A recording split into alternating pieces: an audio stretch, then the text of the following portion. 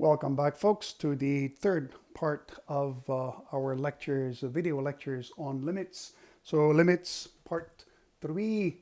Quick review of what we've done so far. We have two ways of evaluating limit. We have the numerical way, the numerical approach. How does that work? It actually works with a nice little well-organized table that we set. We put the number here that we want in the middle. We approach from the left, we approach from the right, and if both values are the same, then that's the answer to the limit. If the two values don't approach the same thing, then there is no limit. You remember that. We also took a look at something called a graphical way. For here, obviously you need the graph. Graph must be available.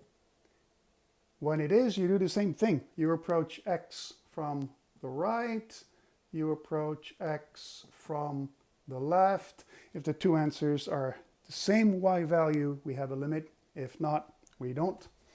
And today, we're going to explore together the algebraic way, the algebraic method. And this one actually, as the word suggests, it makes use of algebra. So what kind of algebra are we talking about? Well, we're talking about stuff like, factoring, rationalization, etc., etc. Expansion is another one. Oh, while we're there, we could actually mention another algebraic tool called common denominator. These are probably the most common ones. Denominator, like this, right? So let me just show you what I mean by the algebraic method. How do we use algebra to figure out the outcome of a limit? So let us evaluate the limit as x approaches -2. You probably know where I'm going with this. 1 minus the root of x plus 3 over x plus 2. We looked at that earlier, and we already actually put in the -2 in here with something that I used to call a bit of a cheat. Why is that a cheat? Because what this says is that x is actually not equal to -2, and yet, what am I about to do? I'm about to replace x with -2. So we've done this before. We're going to get 0 over 0. Do you remember what this is, 0 over 0? Well, if you remember that we cannot cancel 0 and 0, it's already a good thing. So this is what we called an indeterminate form. And it actually means that indeterminate form. Oh, there's another name for that, right? What's the other name? Undetermined. Very good, if you remember that. That actually means that we don't really know what the answer is. We're going to have to transform this. And if you remember from the numerical method, this limit, actually, we found to be what? This limit equals, what did we get from the last video for this guy? After doing the numerical method, left and right, we got minus 0.5, or minus a half. So let's keep that in mind, because now I'm going to actually redo this problem, but using the algebraic method. So I'm about to erase this. You want to make a quick pause and finish copying if you need. Otherwise, I am moving into, oh man, this black makes a mess on my whiteboard. I am moving on to the solution of this thing. Alors, allons-y. Let's put a bit of color into that. So we're doing limit as x approaches -2 of 1 minus the root of x plus 3 over x plus 2. Though I get 0 over 0, I want to use algebra. There's a root, so the pretty obvious thing to do is to multiply by the conjugate, the same way we did in the review videos. Okay. So how does that work out for us? 1 times 1, that's going to be equal to 1.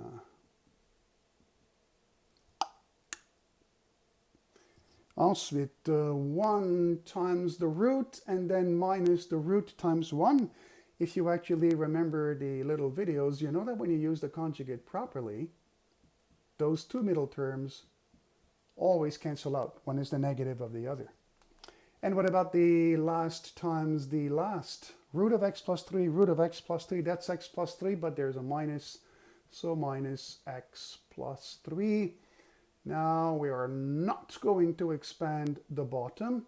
If it is not clear why I do not expand the bottom, it will become clear in a minute. Trust me. So limit as x approaches minus 2. What do we got here? Well, we got that. That has to be gone, that's for sure. So 1 minus x minus 3, so 1 minus 3 is minus 2. Over this, root of x plus 3. Now, if you were to replace x by minus 2 at this point in time, you would actually get, again, 0 over 0. It would not go away. And that is because the main simplification hasn't yet taken place. I need to simplify something here, and in order for me to do that, I'm going to factor out a minus from the top. I'm going to get x plus 2 over x plus, here's the simplification I was seeking. So that, mesdames et messieurs, that is equal to minus 1 over, well, that's a goner. I have minus 1 over 1 plus the root of x plus 3. I'm going to cheat again.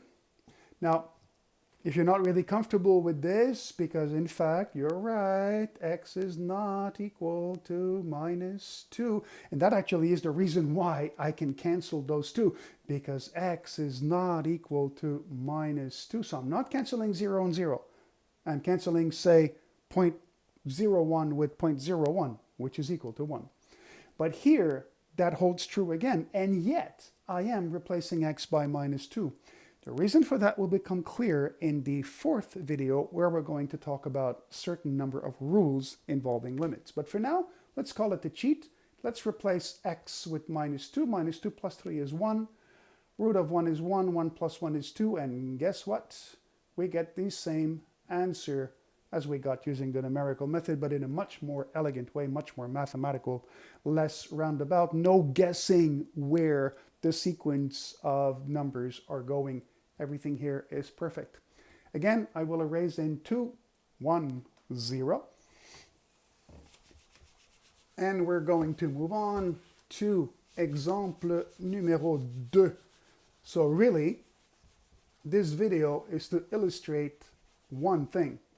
What can algebra do for me when I evaluate limits? Exemple 2. We want to, this time, evaluate limit as x approaches 1 of x squared plus 3x minus 4 over x cubed plus 2x squared minus x minus 2. Okie dokie. Now, if you replace x by 1 into here, it won't come as a big surprise that 1 plus 3 minus 4. So what am I doing here? I am doing something that looks like I'm cheating, and I get 0 over 1 plus 2 minus 1 minus 2 undetermined or indeterminate. So what is the algebraic tool that you think will be useful to remove that 0 over 0? Yeah, trinomial, that suggests factoring. 4 terms, double factoring. All right, this is not hard, so we're not going to do product sum on here. It's too easy. So this is x and this is x. 4 is 1 and 4. It's also 2 and 2, but 1 and 4 actually is the one that works. And it works if you put a plus here and a minus there. Okay, as for the bottom, like we said, we're going to factor this out 2 by 2. So figure out an x squared out of this. What do I have left? X plus 2. What can you factor out of minus x minus 2? You can factor out of minus 1. And you know that double factoring works because you have those two terms that are actually identical. All right, so let's finish the factoring. I don't know if this effort will be enough for us to get rid of the 0 over 0. Let's see. So x plus 2, x squared minus 1. Replacing x by 1, this guy will be 0. Replacing x by 1, this guy will be 0. We would still have 0 over 0 if we cheated here. So we continue. And what do you think is the next move for this guy? It's okay if you're alone in your room listening to this and you're talking to yourself and you're thinking, oh, I'm talking to myself. Don't worry, great minds talk to themselves all the time. What should I do here at the bottom of that?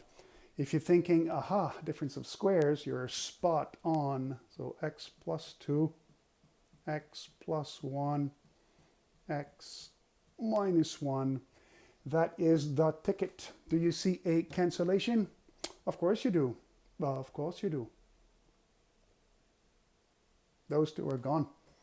Again, why am I able to do that? Because truly x is not equal to 1. It is close to 1. So it is really 0.99 over 0.99 that is equal to 1. So what do we have left? Limit as x approaches 1 of x plus 4 over x plus 2 and x plus 1. I am going to do a cheat. I'm going to replace x by 1 into here. I'm going to get 5 in the numerator and 3 times 2, 6. That is my answer for this problem. Board is full. We shall erase in 2, 1, 0. Moving on to example numéro 3. Example 3.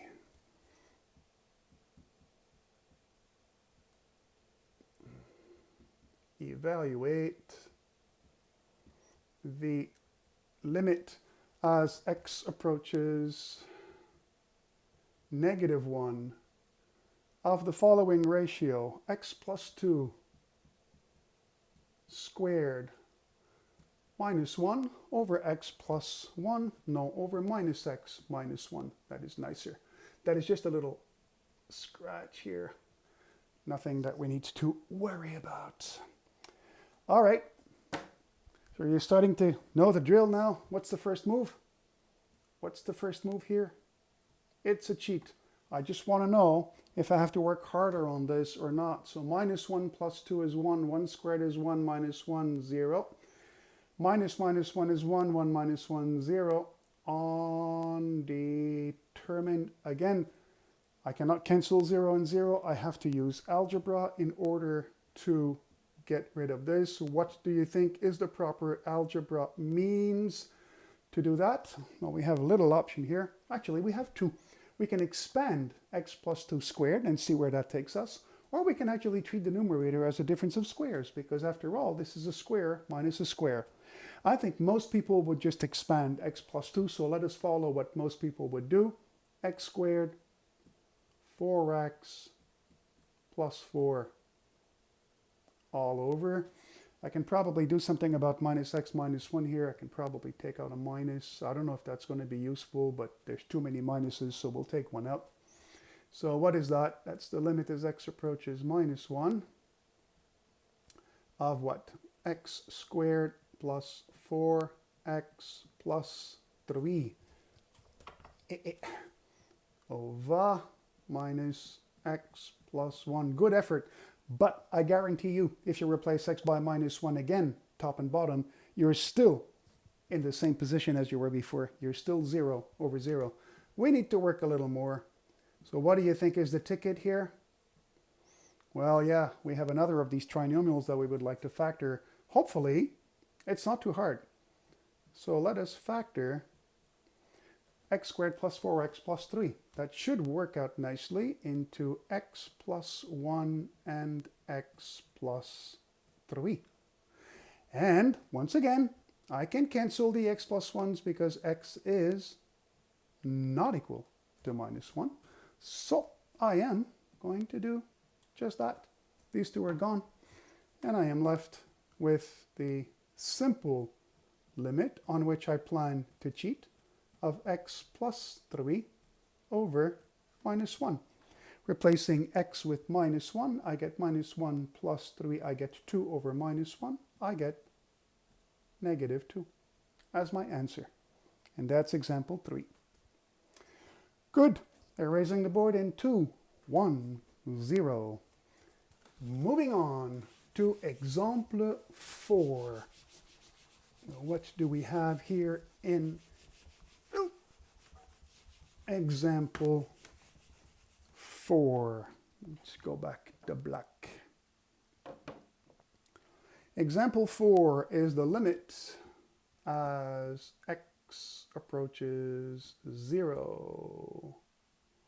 Limit as x approaches 0 of 1 over x plus 1 plus 1 over x minus 1 tutta la familia over 2x, like it is. Okay, so fourth problem today. We haven't actually moved from the original method, so the first thing I want to do is cheat. Replace the value in there and see what I get. 1 over 0 plus 1 is 1 plus 1 over minus 1 over 0, no luck. 0 over 0, undetermined. I want to use algebra to do that. So actually, this is not example 3, huh? I think it's example 4. Yeah, let me fix this. This is example numero 4. All right. Yeah, so what shall we do on this? Fraction plus fraction divided by fraction. How do I add fraction? Common denominator.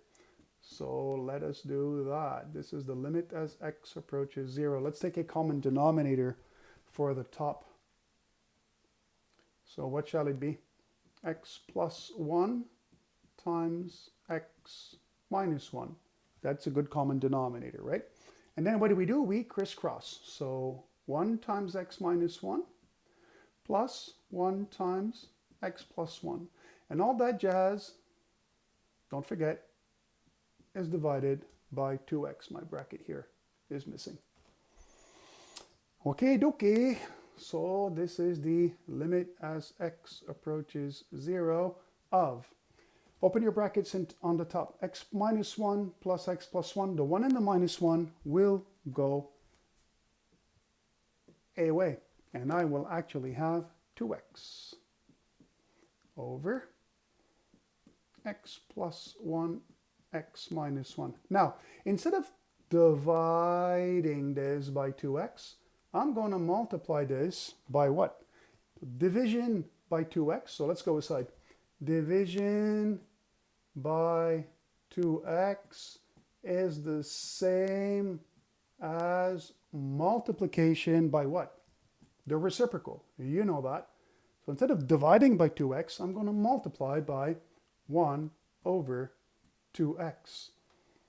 And then I'm going to do the simplification that is quite obvious here, which is bye-bye with these two guys.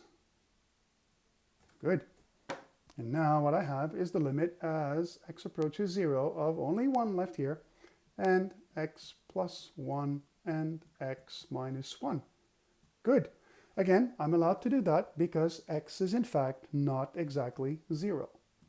So, one last cheat. and we should be in busyness. So 1 over 1, 0 plus 1 and 0 minus 1. So that's 1 times minus 1, that's minus 1. And that's the answer to this limit. Good. So that is actually my last example for today on this. We will continue next video with basically more algebraic methods applied to different types of function. In the meantime, stay well, and I'll see you soon. Bye.